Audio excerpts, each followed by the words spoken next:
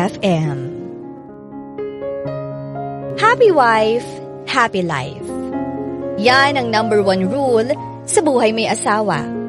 Kapag masaya ang misis mo, magaan lang ang lahat. Kapag naibibigay nating mga mister ang hinihingi nilang pangangailangan, walang away.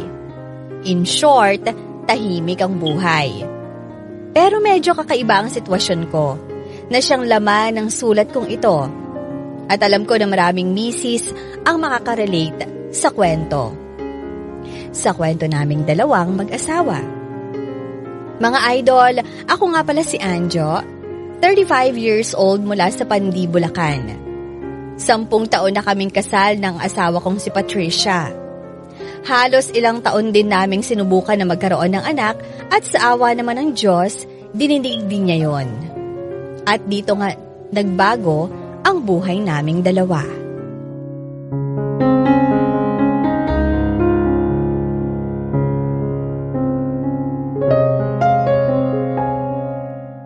Oh, ito ang kanin. Okay na ba yung ganyan karami?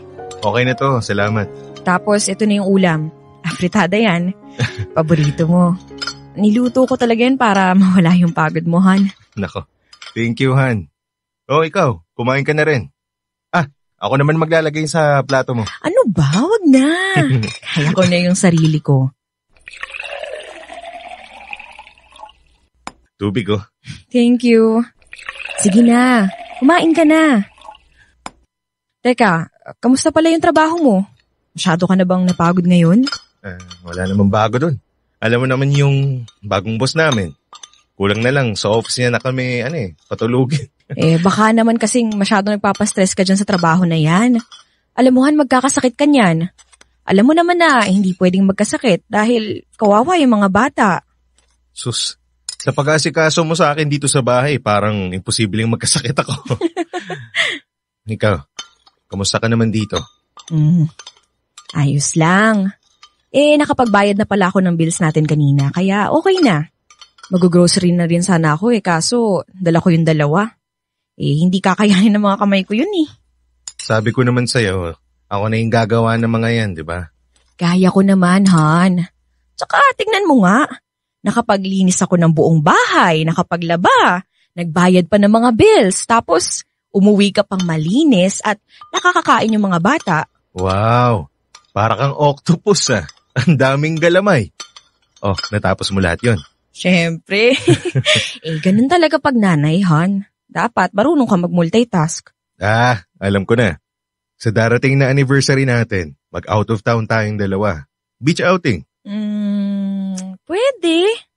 Sige, tamang-tama. Masusuot na ni Samantha yung pinili ko sa kanyang swimsuit. Ang cute nun.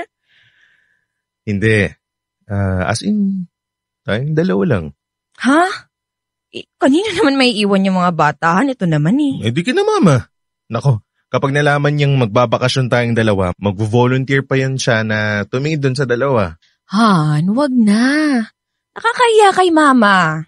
Malaki na si Samantha, kaya alam mo, sobrang kulit na kaya nun. Nandun naman si Ate Raquel. Isang gabi lang naman yun. Maganda na rin to para naman magkaroon tayo ng oras sa isa't isa. Okay lang naman na kahit minsan gumastos tayo. Iwan yung mga bata. Anniversary naman natin yun Okay lang yan. Wag na, Han. Mas maganda kung lalabas tayo na kasama yung mga bata o kaya magluluto na lang ako dito sa bahay. Alam mo, Han, mas tipid pa yun. Han, kaya nga kita inaayang lumabas para hindi mo gawin yan. Baka pagpahinga ka man lang kahit isang araw lang. Kahit na nandito ka lang sa bahay, alam kong mas pagod ka sa akin. Mas marami kang ginagawa. Uulitin ko. Han, kaya ko naman Oo, nakakapagod pero kinakaya ko. Kaya pwede ba sa anniversary natin, kumain na lang tayo sa labas kung gusto mo talagang gumastos. Tapos isama natin yung mga bata. Araw natin yun, Han. Ibigay naman natin yun sa isa't isa. Han, hindi na pwedeng ganun. Magulang na tayo ngayon. At kahit saan tayo magpunta, kasama dapat natin yung mga bata. Ano namang klaseng nanay at tatay ka kung ipapaalaga natin sa iba yung mga anak natin? Hindi naman ganun yun. Minsan lang naman Han, wag na. Masaya na ako nakasama kita sa araw-araw. Kayo ng mga bata. Okay na sa akin yun. Sige, ganito na lang. Anong gusto mong regalo? Na para sa'yo lang ha? Hindi para sa dalawang bata, para sa akin o sa bahay. Alam mo, naisip ko pa naman na bumili ng bagong plato eh. Hindi pwedeng yun na lang. Hindi. Yung para sa'yo, yung gusto mo ba ng bagong damit, bagong makeup, pabango, o cellphone? Cellphone? Okay pa naman yung cellphone ko, Han. Parang hindi naman eh. Namamatay na yan ng kusa, di ba? Cellphone na lang kaya yung iregalo ko sa'yo. Yung bagong labas. Naku, Han. Ay, napakamahal kaya nun. Wag na, okay lang. Ano naman? Minsan lang naman tayo gagastos ng ganun kalaki. Saka para sa'yo naman eh. Nakakapanghinayang kasi. Han, kikitain ko naman ulit yung pinangbili ko noon. Saka ulitin ko para sa'yo naman. At alam mo naman na pagdating sa'yo, all out ako. Basta makita kitang saya, okay na okay sa akin.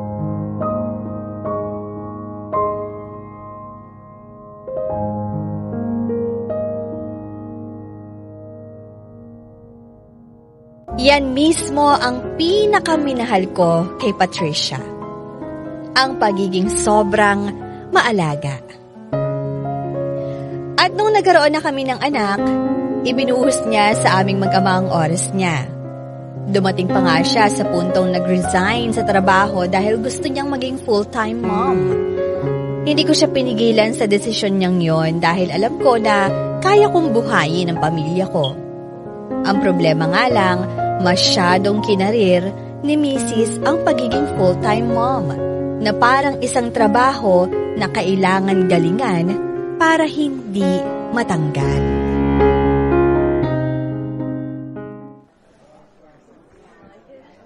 Teka nga, ano pa bang kulang dito? Teka, itong isa, paubos na. Lalagyan ko na ulit. Teka lang. Han, umupo ka muna kaya. Kanina ka pa lakad ng lakad masyado ka lang busy. Han, hindi kakayanin ni Nene kapag siya lang yung mag-isang nag-aasikaso sa mga bisita. Ikaw naman tong pagod na pagod. Ayos lang ako, ano ka ba? Alam mo, ikaw dapat ang hindi napapagod dahil birthday mo ngayon. Teka nga, nasa na ba yung mga katrabaho mo? Bakit wala pa sila? Parating na raw sila. Yun. Ay, nandiyan na pala sila eh. Oy, Eric! Kuya Anjo, happy birthday! Oy. Di ko alam, nag-birthday ka pala. Sira ulo ka talaga. Salamat. Hi, Anjo! Happy birthday! Mwah! Mwah! Salamat. Kumain na kayo ha? Sandali. Magpapakuha ko ng plato. Elma! Nene, pahingi ng plato rito. 2. Tsaka mga tinidor at saka kutsara. Uy, ito na Han. Ito na, meron na akong dala. Salamat. Guys, plato. Salamat, Patricia. Sipag mo talaga kahit kailan. Hindi naman. Eric, kamusta ka na? Loko-loko pa rin. Ayos lang naman, sa awa ng Diyos. Huwag kayo mahihiyang kumuha ng kumuha Ang dami pang pagkain sa loob. Ate, pahingi na lang ako ng tubig. Kanina pa kasi ako nauuhaw eh. Sige. Kukuha lang ako. Ang ganda naman ng bahay mo, Anjo. Simple lang pero may dating. Medyo mayaman ka rin Dala-dalawa pa ang katulong mo. Nasaan pala ang asawa mo? Veronica, ayan si... Uy ate, ang sabi ko, pahingi ako ng tubig, di ba? Bakit nakatayo ka pa dyan? Ay, Anjo, pagsabihan mo nga tong katulong mo. Mukhang bingi yata Hi! Ako nga pala si Patricia, asawa ni Anjo. Ano ulit yung kailangan mo? Tubig? Oo. Tama, mukhang kailangan mo nga yun para mahimasmasan ka at... Naku! Anjo, saglit lang excuse me lang. Asawa ko yun. Hindi ko naman alam. Mukha kasing... sorry. Ayos lang. Sige, kumain na kayo. Babalik ako. Sige.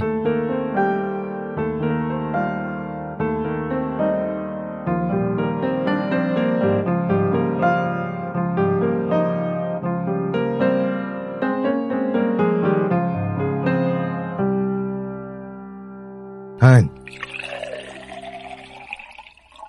Tubig. Ibigay mo dun sa bisita mong OA kung mag-makeup. Pasensya ka na. Bago pa lang sa amin si Veronica kaya hindi ka pa niya kilala. Nag-sorry naman siya Sa'yo, oo. Pero sa akin, hindi. Wala Ganito lang ako. Kahit sino naman, hindi isipin na asawa mo ko. Han naman Alam kong palihim akong pinagtatawanan ng mga kasamahan mo, lalo na yung Veronica na yun. Katawa-tawa naman talaga ako Kumpara sa kanya, walang-wala ako. Kaya alam mo, Han, hindi na ako magtataka kung malalaman kung may gusto ka sa kanya. Sandali lang Bakit may ganun na agad? Iniisip mo na may gusto ako kay Veronica? Bakit ko naman siya magugustuhan? Bakit naman hindi? Maganda siya, sexy. Kahit sinong lalaki, magkakagusto sa kanya. Han, wala ka dapat ikaselos sa kanya. Kasamahan ko lang siya sa trabaho. Yun lang. At isa pa, bakit naman kita ipagpapalit sa iba? Hindi ko alam. Naisip ko lang kasi na baka hindi ka na na-attract sa akin Alam mo yun, baka hindi na ako maganda sa paningin mo. Tignan mo nga yung itsura ko, yung buhok ko, yung eye bags ko. At yung mahal pa rin kita kahit ganyan na ang itsura mo. Hindi naman kita pinakasalan dahil sa ikaw ang pinakamagandang babae sa mundo Pinakasalan kita kasi mahal kita. Kaya huwag ka na nagsiselos dahil hindi ako magkakaroon ng iba, ano ka ba?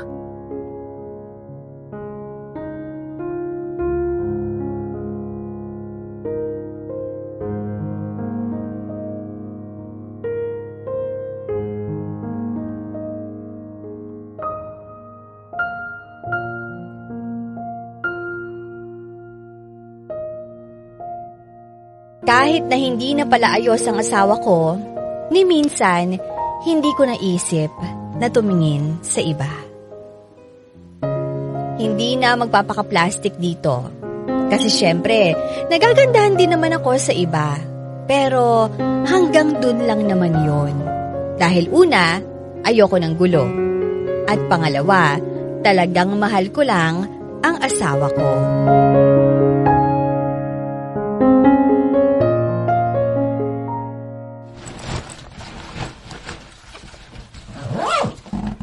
Han, ayan. Okay na lahat ng dadalhin mo sa outing nyo. Thank you, Han. Han, ano to? Dadalhin mo rin ba to? Yan. Hindi. Binili ko yan para sa'yo. Ha? Bakit naman? Baka gusto mo lang naman subukan. Kuminis, pumuti. Sabi ng sales lady na nakausap ko, maganda raw yan. So, maitim na pala ako sa paningin mo. Kaya pinapagamit mo ko ng pampaputi? Hindi naman sa ganun. Baka lang kasi na mas gusto mo pang ikaw yung una kong naisip nung binili ko yan Kasi nga, pangit na ako sa paningin mo. Thank you ha. Na-appreciate ko yung concern mo. Wala nga akong sinabing ganun. Ito naman biglang minamasama yung ginagawa ko. Alam mo naman kasi na hindi ako nagaganito, di ba? Wala akong oras na magpaganda dahil 2 bata yung inaalagaan ko araw-araw. Pati ikaw pa. Inaasikaso pa rin kita. Naglilinis ako ng bahay. So, saan ko isisingit yung pagpapaganda na pinapagawa mo sa akin? Hindi ko naman pinipilit. Kung ayaw mong gamitin, di wag. Gusto ko lang naman kasi na, kahit sandali lang, isipin mo yung sarili mo. Kung mamasamain mo yon, di sige, itapon mo na lang yan. Hindi na. Sayang naman Alam mo, ibigay mo na lang kay Veronica. Matutuwa pa yon dahil ikaw ang nagbigay. Teka nga, umiiyak si Chloe. Ako na pupunta. Hindi na, ako na. Magpahinga ka na lang dyan.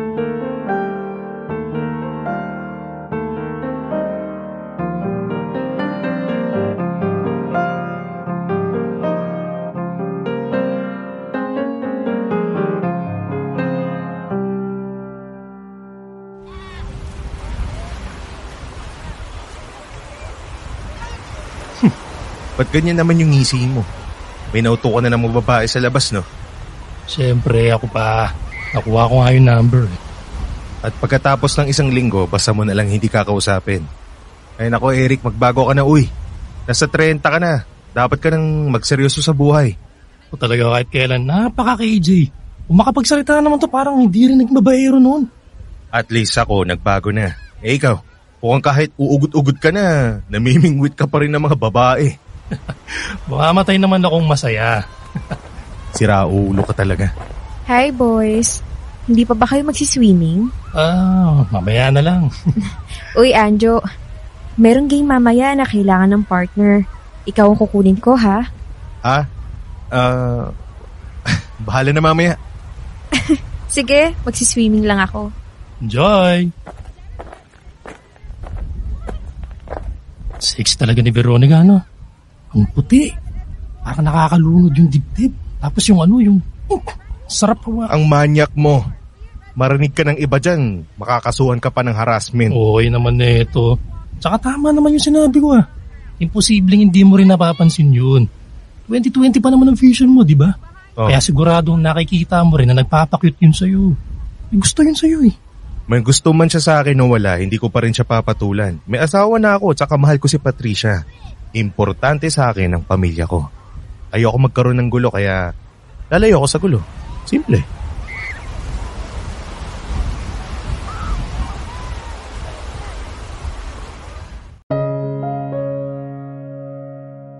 Napapansin ko rin naman na panay ang pagpapapansin sa akin ni Veronica. Pero binabaliwala ko. Ayoko kasing magkaroon ng dahilan para maghinala sa akin si Patricia. Ayokong mas lalo niyang maramdaman na hindi na ako attracted sa kanya na hindi naman totoo. Kasi kahit ano pang maging itsura ng asawa ko, mahal na mahal ko pa rin siya.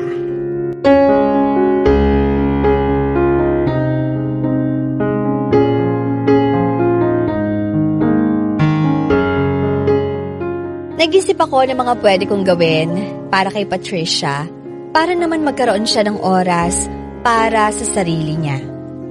Hindi naman kasi dahil sa nanay na siya, hindi na pwedeng magkaroon ng me time. Kailangan din yun ng mga nanay. Kaya gumawa ako ng isang plano.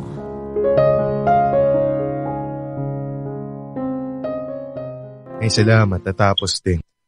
Nakapaglinis na ako, nakapaglaba. Ayos na mga bata, okay na. Sino naman kaya ito?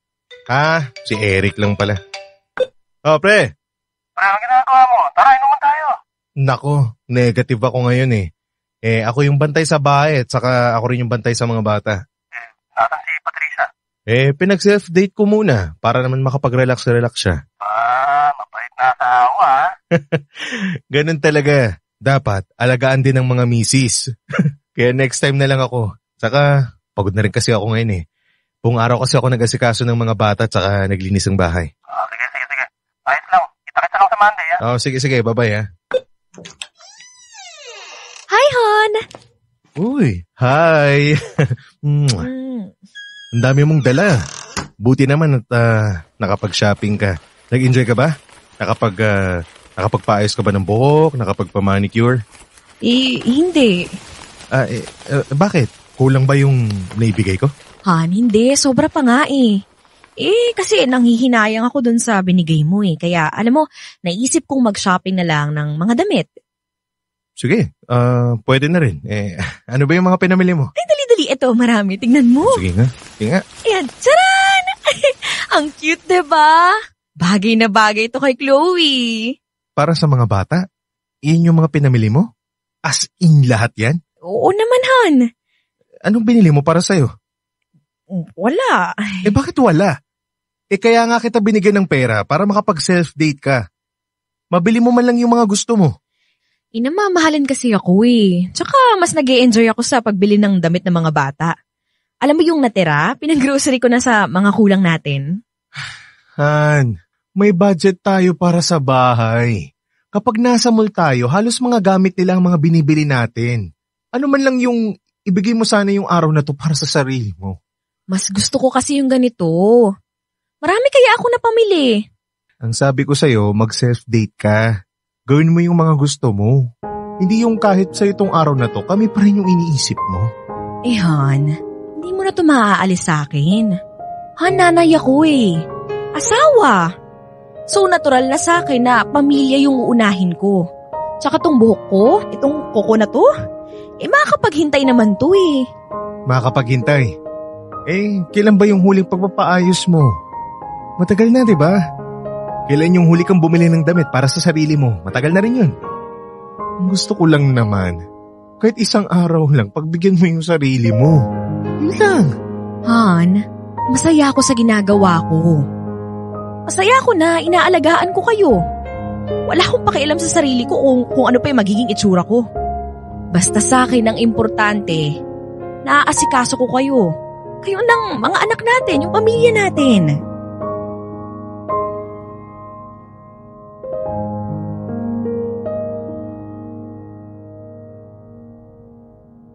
Minsan talaga, napapakamot ako sa ulo dahil sa asawa ko. Ganun nga siguro kapag nanay na. Hindi na baling wala siya, basta meron ang mga anak niya. Nakaka-proud din naman dahil ganun si Patricia. Kaya lang, namimiss ko rin kasing makita yung dating siya. Nag-aayos, mahilig bumili ng mga damit, maraming seremonyas pagkatapos maligo.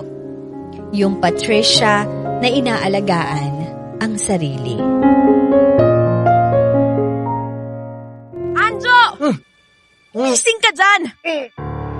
Ha? Bakit? Anong bakit?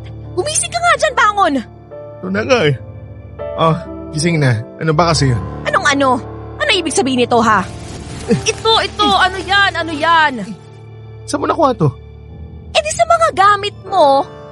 Teka nga, pwede ba ipaliwanag mo nga sa akin yan? Para kanino yan damit na yan, ha? O itong mga panty na to, ang mga bra?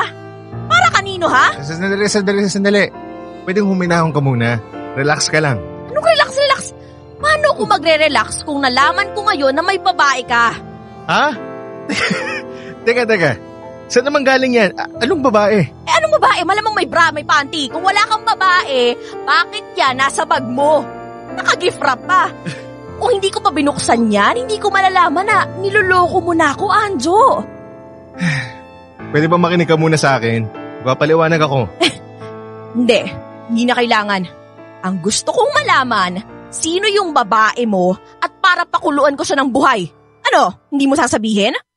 Una sa lahat, wala akong babae. Pangalawa, hindi kita niloloko. At pangatlo, para kasi sa'yo lahat to. Pwede ba, Anjo? Huwag mo nga akong paikutin. Paano naman magiging para sa akin yan? Eh, hindi naman ako nagsusuot ng mga ganyan. Umamin ka na lang kasi. Ano nga aminin ko wala naman talaga. Okay, ganito kasi yan. Nung naglaba ka, nakita ko na sobrang luma na ng mga bra mo. Meron ka pang isang panty na medyo tas-tas na yung tahi sa may garter.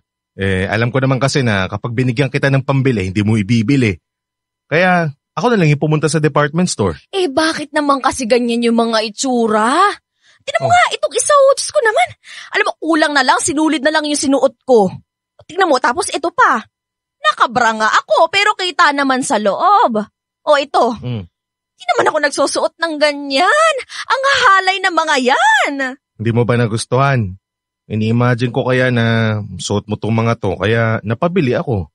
Saka sabi nung sales lady, yan daw yung mabenta eh. Ay, nako. Size ano ba yung mga yan? Paano mo nalaman? Naman, nakadalawang anak na tayo eh. Sa tingin mo ba, hindi ko ba kabisado yung katawan mo? Umayos ka nga. Oo na. Malamang, tignan ko dun sa mga luma mo na damit kung anong nakasulat, kung anong sukat niya. Dinala ko pa nga yung isang bra mo eh. Para sigurado ako para sukat na sukat. Yung kamay ko nga sana yung pang susukat ko dun sa bra kaso baka masabihan ako manyak. Ewan ko sa'yo.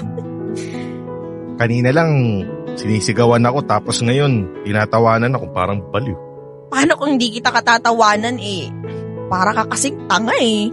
Kasi hindi mo sinabi sa akin agad na may binili ka palang ganito. Sorpresa ka nga sana. Kaso nakita mo na di surprise. Basta, sigurado kang akin to ah. Oo naman. Sino pa ba ang pagbibilang ko ng mga ganyan kundi ikaw lang? Saka kasi gusto kong magkaroon ka naman ng mga bagong damit nung huling binigyan kita. Hindi mo naman ginawa eh. Di ako na lang yung gumawa ng paraan. Buti naman. Kala ko may babae ka ni. Paano naman mangyayari yun? Kasi nga pangit na ako, losyang tingnan mo. Hindi nga. Hindi ka naman nag-aayos pero hindi ka kapangit or losyang. Sakahan, hayaan mo akong alagaan ka. Bilang ka ng mga kung ano-ano, hindi naman sa pagiging magastos yun eh. Actually, Bumili nga ako ng pangkulay ng buhok eh. Bakit naman? Kasi di ba sabi mo gusto mo magpakulay, yung tulad sa mga nakikita mo sa iba? Kaso, ayaw mo namang pumunta sa salon kaya ako na lang magkukulay sa'yo. Marunong ka ba? Pag-aralan ko. Sabi ko naman sa'yo gagawin ko ang lahat kahit na gumaan lang ang pakiramdam mo. Para maramdaman mo na rin na may nag-aalaga sa'yo at saka syempre, para bumalik yung kumpiyansa mo sa sarili mo. Ma-realize mo na maganda at sexy ka pa rin. Isa yun sa mga responsibilidad ko bilang asawa mo.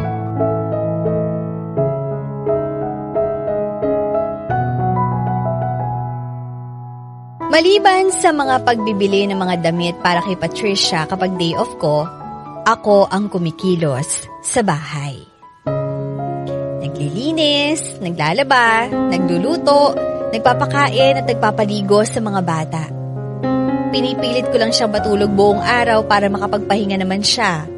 Dahil anuman lang yung magkaroon siya ng isang araw na pahinga sa isang linggo.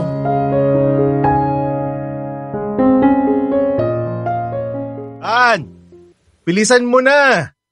Baka matraffic pa tayo sa daan. Saglit lang, patapos na ako. Wait lang. Sa kaya pwedeng mag-shortcut? Ang paniguradong traffic nito sa main road. Tignan mo, Han. Ang cute ang mga silid na picture ni Mama. Okay naman daw yung mga bata dun sa bahay. Kaya, wow! Okay lang ba, Han? Di ba ako mukhang ewan? Hindi Han, ganda mo. Sobra. We, hindi nga. Baka naman labas sa ilong yung sinasabi mo, ha? Oo nga, seryoso ako. Nakadalawang anak na tayo pero sexy mo pa rin, ha? Mas lalong nakita yung kaseksyan mo dahil dyan sa suot mong dress. Talaga? Hindi pa nga sana to yung susuotin ko kasi baka hindi ko kayang dalhin bagay naman siya sa sapatos ko, no? Ito yung binili mo sa akin nung birthday ko Oo, bagay na bagay. Teka lang. Yung makeup ko, hindi ba masyadong makapal? Baka mukha akong espasol dahil sa foundation ko. Relax, Han. Sobrang ganda mo ngayong gabi kaso meron kong isang request sa'yo. Ano yun? Parati ka lang dumikit sa akin, ha? Kasi baka isipin ng ibang lalaki, single ka. Tapos, mayat-maya mong ipakita yung wedding ring mo, ha? Para malaman nilang taken ka na. Baka pormahan ka Ito naman, sira. Sino pa bang magkakagusto sa akin na ganito, no? Sa itsura mong yan, naku, marami. Kaya dapat, magdoble bantay ako ngayon. Ewan ko sa'yo. Kulo-kulo ka talaga? Masaya ako na nakikita kong naasikaso mo na ang sarili mo. Hindi pwedeng parati na lang kami yung iniisip mo. Hindi ko nang ganun. Asawa kita at nanay ka ng mga anak ko. Hindi ka namin kasambahay, okay? Okay. Alam mo, Han, thank you Kasi kahit na napabayaan ko na yung sarili ko, hindi ka naghanap ng iba. Kasi alam mo yung iba dyan, ako, siguradong may babaeng iba na yan sila. Pero ikaw, naging loyal ka pa rin sa akin. Siyempre, ako pa. Ngayong gabi, mag-e-enjoy tayong dalawa. Pero sa ganda mo ngayon, malakas ang kutob kong masusundan si Chloe. Uy, pa naman. Pahingin mo yung tang ko, grabe ka naman. Ay hindi Naku, hindi ko may papangako yan. Ewan ko sa'yo. Pero Han, I love you. I love you too.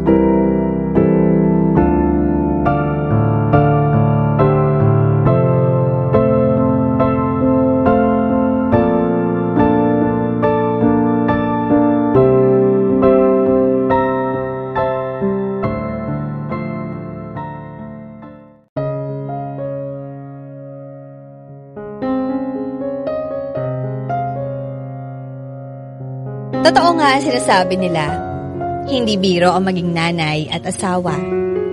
Hindi biro ang maging full-time mom. Kaya maliban syempre sa pagtatrabaho, responsibilidad din nating mga mister na pasayahin ang mga misis natin. I-date sila, bilhan ng bagong damit, tulungan sa mga gawaing bahay, at iparamdam kung gaano natin sila kamahal. Hindi man sila lumalabas ng bahay para magtrabaho, pero mas pagod pa rin sila sa atin. Simple man ang kwento ko pero sana nagsilbi itong aral at inspirasyon sa lahat ng mga nakikinig ngayon. Maraming salamat sa oras ninyo at pagpalain sana kayo ng Panginoon. Nagpapasalamat, Anjo.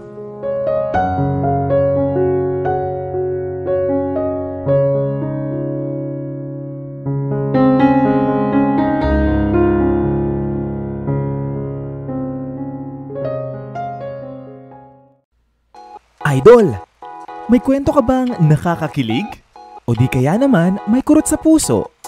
Pampagood vibes. O baka naman gusto mo lang makapagbigay ng inspirasyon? Halika! Pwedeng-pwede kang magpadala ng kwento ng buhay mo sa amin.